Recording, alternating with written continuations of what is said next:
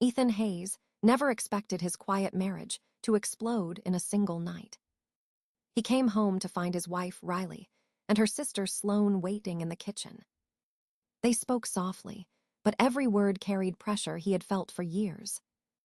They wanted the entire $120,000 he had just inherited. They said it was for family, but their eyes told another story. Ethan felt something snap inside him, something long buried under patience. For the first time, he realized he was no longer afraid of them. He sat down, listened, and let them believe he still played the role they wanted. But behind his calm face, a new resolve was forming. That night, the man they used to control quietly disappeared. Riley woke up earlier than usual and moved through the kitchen with a strange, rehearsed energy. She placed folders on the table, lined up pens, and checked her phone over and over. Sloane arrived minutes later, pretending it was a casual visit, but her eyes were sharp and eager. They whispered quickly, stopping only when they heard Ethan's car pull into the driveway. When he stepped inside, both women smiled too brightly, as if welcoming a guest, not a husband.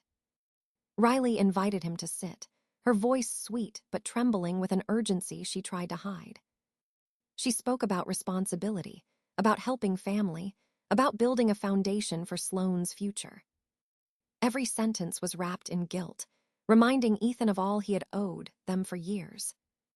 Sloane slid a stack of housing documents toward him, already marked with sticky notes for his signature. She talked about rising prices, rare opportunities, and how the inheritance arrived just in time. Ethan listened quietly, noticing how both women avoided mentioning his own plans or dreams.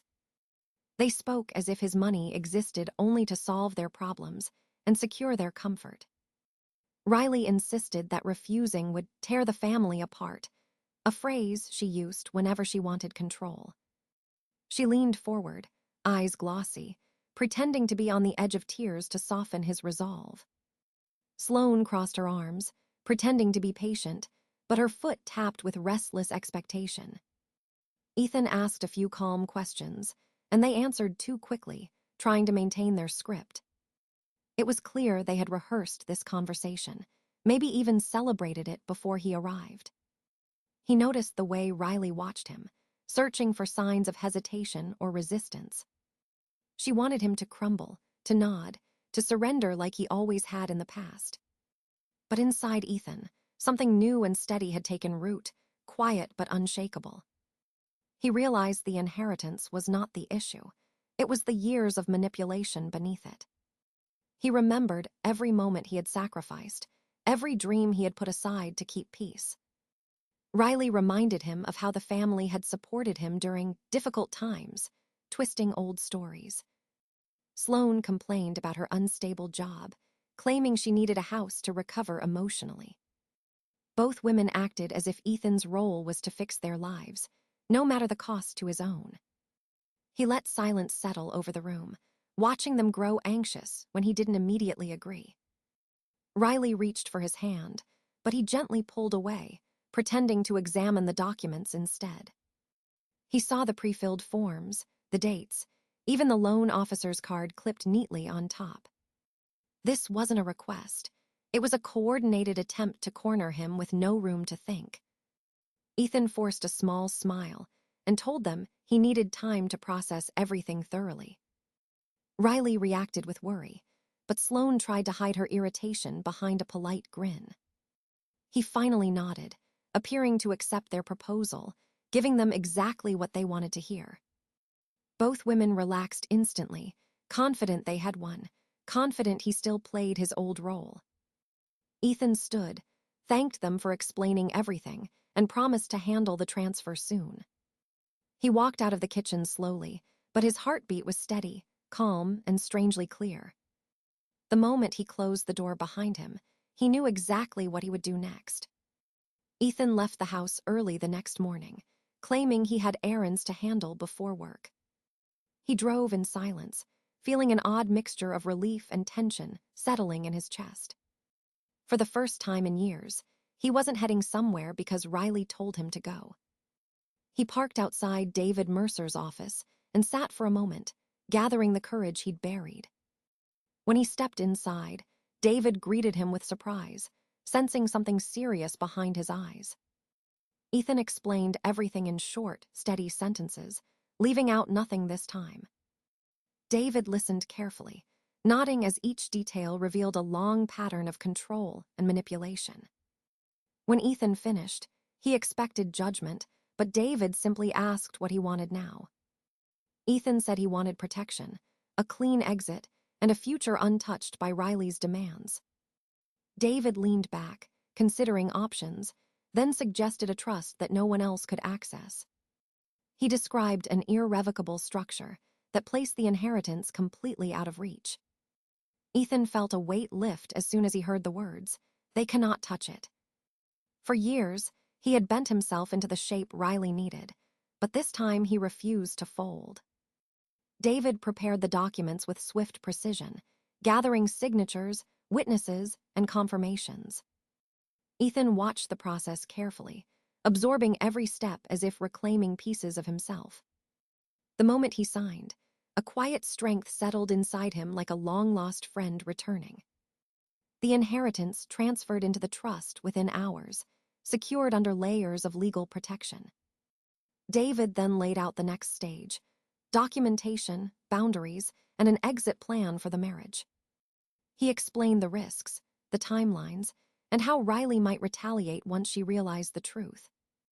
Ethan nodded through every warning, understanding exactly who he was dealing with at home. He had spent years learning how Riley transformed when she didn't get what she wanted. This time, he refused to give her room to twist the narrative or rewrite reality. David advised him to avoid confrontation and to keep calm until their next strategic move. He recommended gathering important belongings discreetly and securing personal accounts immediately. Ethan made a list, checking off each detail with a focus he hadn't felt in years. His hands no longer shook when he signed the final confirmation pages. David then drafted the initial separation paperwork, preparing for the legal storm ahead. Ethan asked about the possibility of false accusations, remembering Riley's past threats. David assured him they would document everything and gather neutral witnesses whenever possible. He reminded Ethan that the truth mattered most when protected with hard evidence. Before leaving, Ethan received a folder containing copies of all trust documents and legal steps. He held it tightly, feeling as if he was holding the key to his own freedom. Outside the office, the sun felt brighter than it had in months, though the road ahead was harsh. Ethan drove away slowly, replaying Riley's demands from the night before in his mind. For the first time, he didn't feel guilt, fear, or exhaustion pulling him back. He felt clarity. He felt purpose. And he knew the next time Riley tried to corner him, she would find a man she no longer recognized. Riley reminded Ethan about the bank appointment 3 times before they left the house. She acted cheerful, but her eyes kept tracking him as if afraid he might slip away. Sloane joined them in the driveway, carrying a folder like she was attending a business deal. Ethan unlocked the car in silence, letting them chatter about houses and interest rates. They spoke about furniture, Dacre, and how quickly they wanted to close the deal. Neither of them asked Ethan how he felt or what he wanted from his own inheritance. Riley kept touching his arm, using affection like a leash she assumed still worked. Sloane rehearsed numbers aloud, repeating monthly payments she expected Ethan to cover. Ethan drove steadily, his mind detached from their eager voices in the backseat. He focused only on the next step, the moment he would finally break the illusion. When they reached the bank, Riley looped her arm through his, guiding him inside. She behaved like someone already celebrating what she believed was a guaranteed victory. Sloane walked ahead confidently, greeting the manager as if she were the account holder.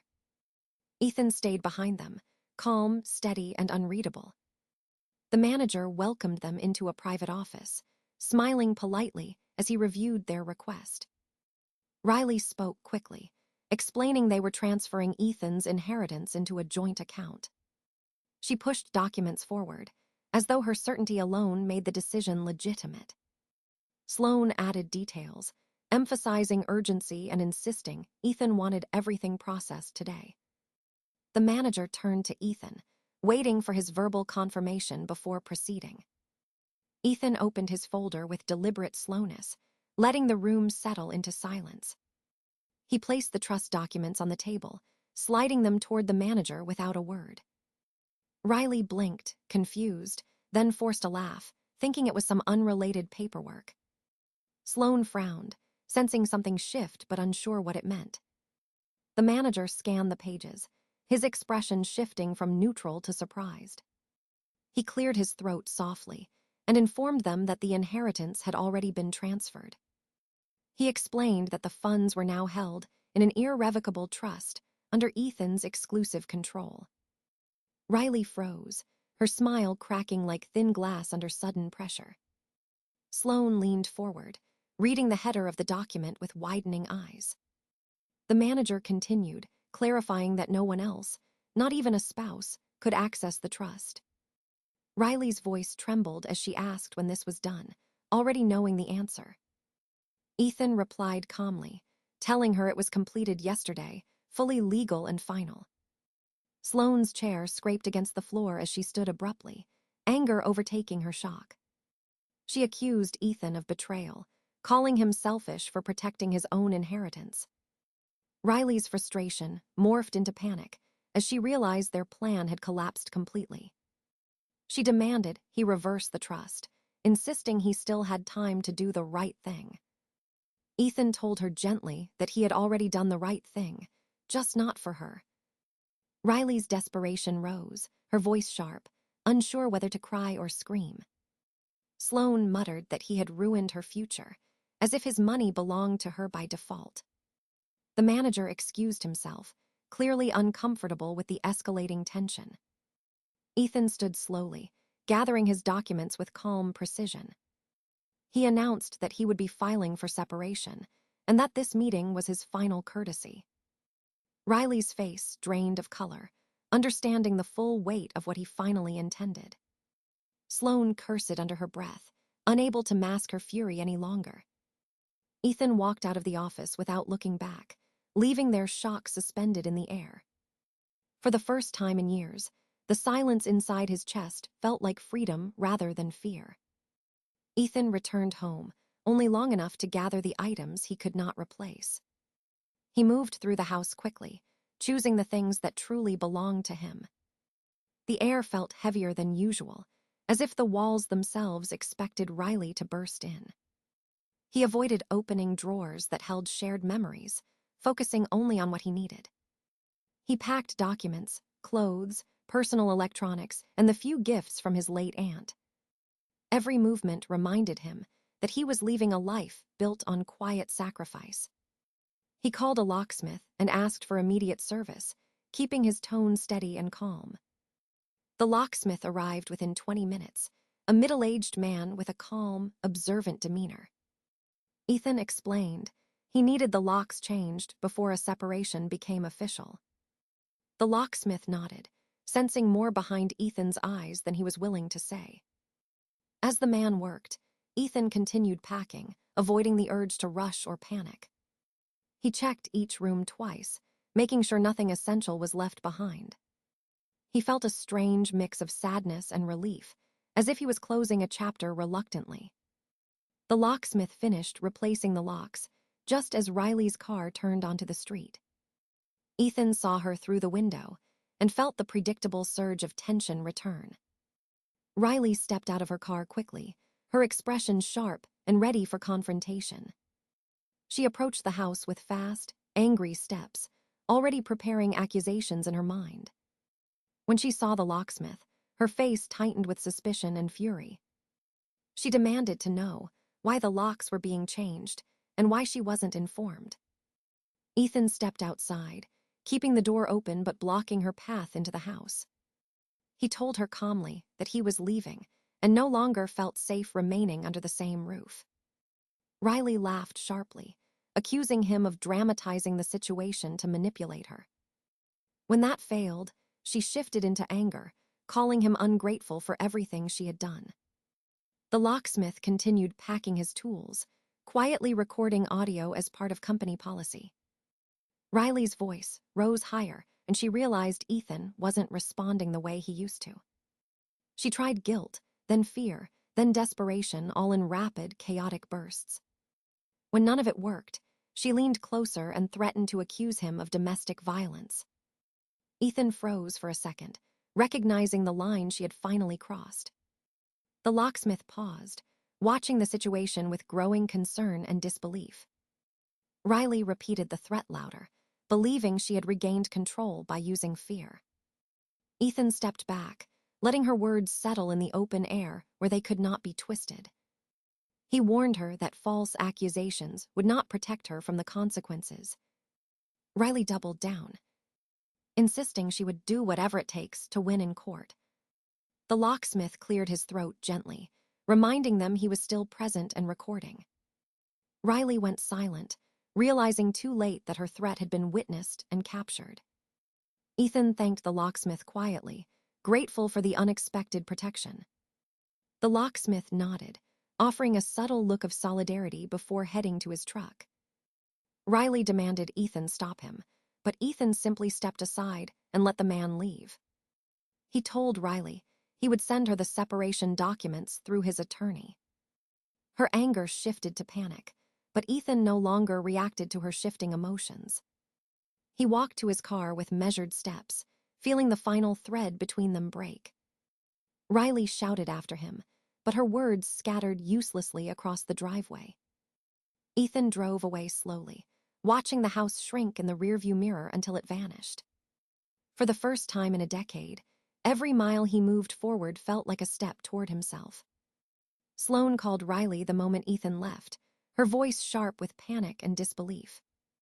She demanded answers, certain Ethan had been manipulated by someone else behind the scenes. Riley paced the living room, replaying the bank confrontation until anger drowned out logic. She insisted they still had options, refusing to believe the trust was truly untouchable. Sloane suggested calling the bank directly, claiming they could fix the situation their own way. Riley agreed instantly, convinced she could talk her way past any obstacle if she pushed hard enough. Within minutes, they dialed the bank, each taking turns pretending to be cooperative and confused. When that failed, Sloane shifted her voice, lowering it, mimicking Ethan's tone with practiced ease. She spelled out his social security number slowly. Hopping confidence alone would fool the clerk. The banker hesitated, sensing something off, and began asking verification questions. Sloane stumbled, improvising answers, her frustration rising with every second. Riley whispered prompts beside her, urging her to sound calmer and more authoritative. When the banker refused access, Sloane snapped and demanded the funds be released immediately. The call ended abruptly when the banker flagged the attempt as a suspicious impersonation. Riley slammed the phone onto the couch, insisting it was only a minor setback. She said they needed a different approach, something more targeted and forceful. Sloane suggested calling the investment company next, convinced someone there would slip. They rehearsed Ethan's voice again, practicing his inflections, ignoring how absurd it sounded. The second attempt went worse, with the representative warning them about potential fraud reports. Riley's confidence began to crack, but she refused to accept that their control had vanished.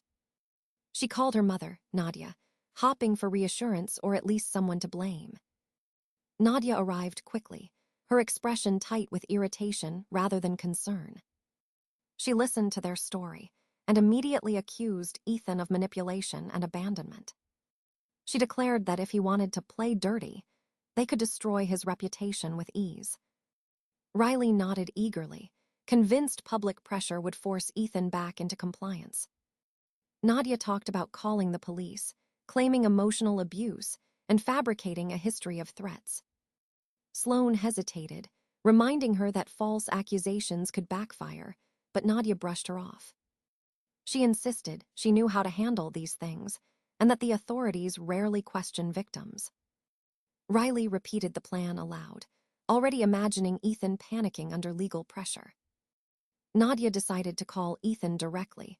Hopping intimidation would break him faster.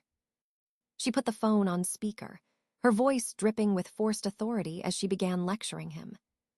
She accused him of financial manipulation, abandonment, and emotional cruelty. When Ethan remained silent, Nadia escalated, threatening to report him for violence he never committed.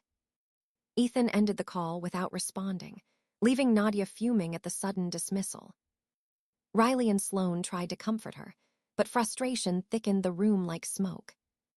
None of them noticed the small blinking light on the phone Riley had tossed aside earlier.